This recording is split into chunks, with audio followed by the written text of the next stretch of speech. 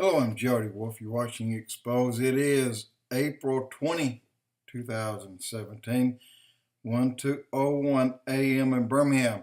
Topic, prophecy now. It's happening, taking place today. And I'm going to give you some information that backs up and supports Isaiah 17. Isaiah 17, if you read it, the chapter talks about all that's going to happen with Damascus and Syria. And not only that, that is Isaiah, well, let me read what I wrote down here. Isaiah 17 and Psalm 83 war is all about Damascus. But also in Ezekiel 38-39 war, Russia, Iran, Libya, Turkey, Sudan, this is Gog of Magog. They can happen fairly close to each other, according to the experts. Damascus is said to hold more deadly gas, and we hear that, than Russia and the U.S. combined. So when Damascus is 100% destroyed, it will take a nuclear bomb to do it. And the reason for the bomb is to destroy all that gas, that deadly gas. And now the Ezekiel 37 or 38-39 war against Israel will be so massive that God will be the one who fights for Israel. And this could come, as I said, together at any time. And then here's another. In the Psalm 83 war, Isaiah 17, this is Damascus. Psalm 83 is the war, is the current war, is prophecy.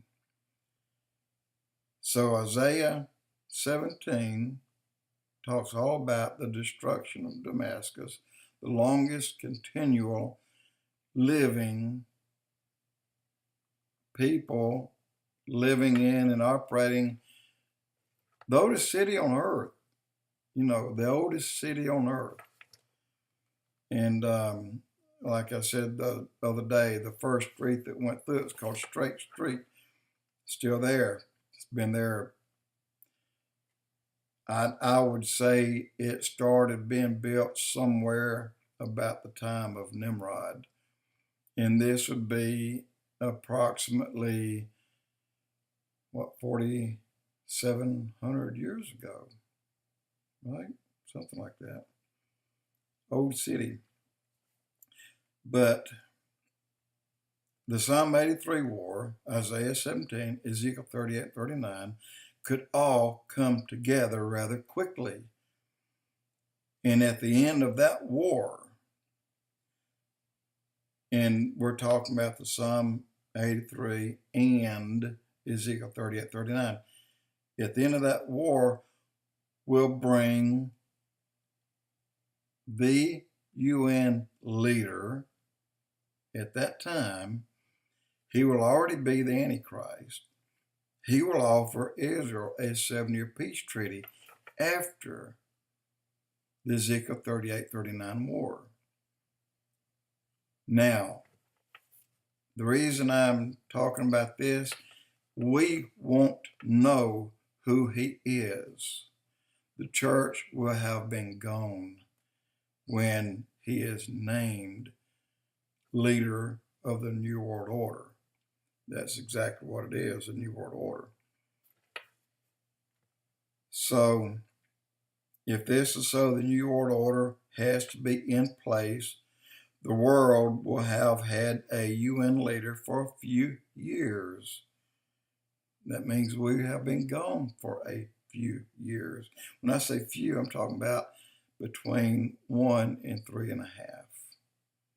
So again, more evidence that some time will have to pass because before the Antichrist can be the UN leader, the church will have to be gone. We will not know his name. He can't come while the restrainer is here. The restrainer is the Holy Spirit that is in every Christian right now. Damascus, destroyed, described in Isaiah 17, and it's also the Psalm 83 war that Bill Silas, you may recall him, wrote about. He wrote the book, Psalm 83 War, and the book describes the war as being Damascus.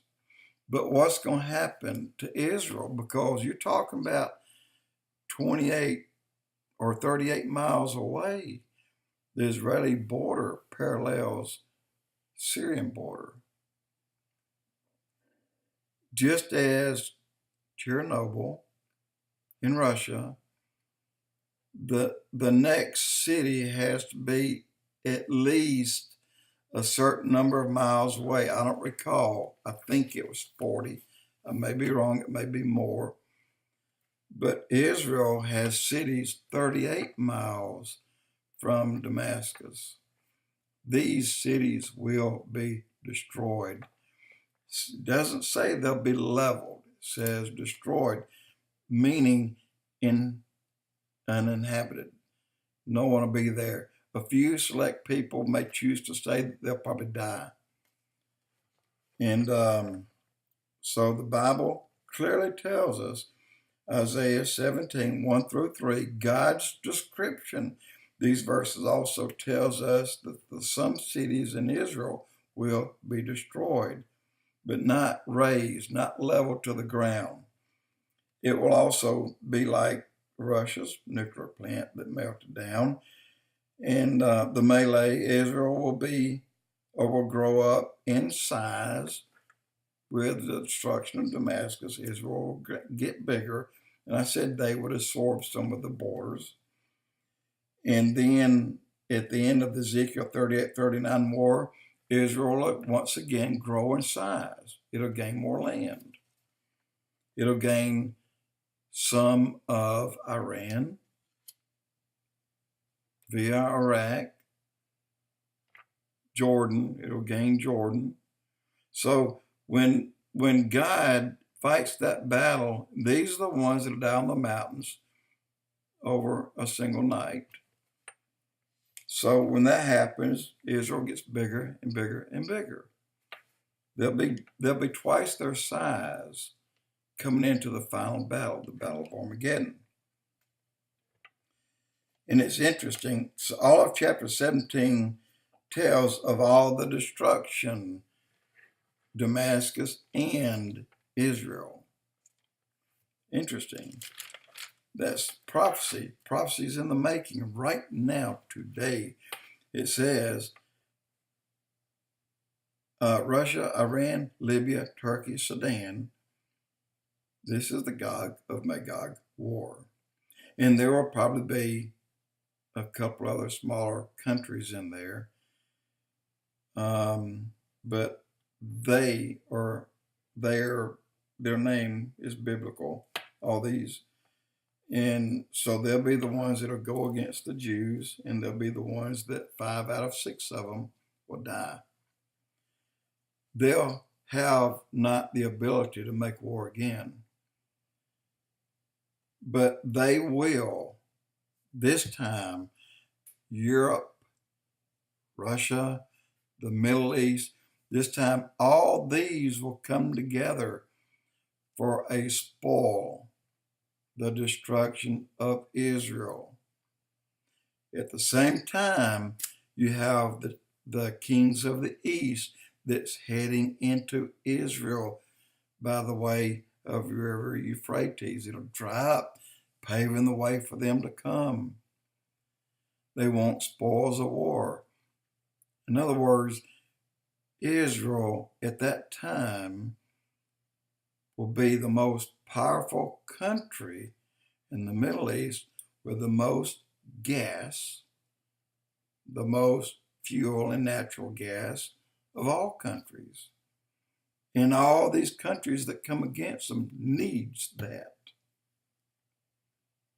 And America is not even discussed among that, unless we're just absorbed as part of England, UK, or France. Will probably be, when the rapture of the church takes place, America will cease to be a major power overnight. That quick. That's how powerful Christians are in this nation. When the Christians are removed, America loses everything. America is nothing. America can't make war. And I'm not saying that many will go, but those who have the ability to plan out, to group people and to fight and win wars, that ability will be gone from America. It won't be here. Take my word for it. When rapture of the church, same goes for every country on earth that have Christians in it, they will go away. And it will hurt the countries, all the countries they're in. But countries like China, there aren't many Christians there. So they'll group North Korea, South Korea, Japan. They'll all come. They need the fuel. And then Russia, apparently there aren't too many Christians there, and very few in the Middle East. They'll be able to regroup. So you still have two bodies of wars ready to take place against tiny Israel. But they can only regroup by the sheer numbers of the people that are left behind that never operated under a Christian nation as we do. Obama said, we're no longer a Christian nation. Obama, go to hell. We are still a Christian nation. And don't pardon my French. Jody Wolf, Expoz.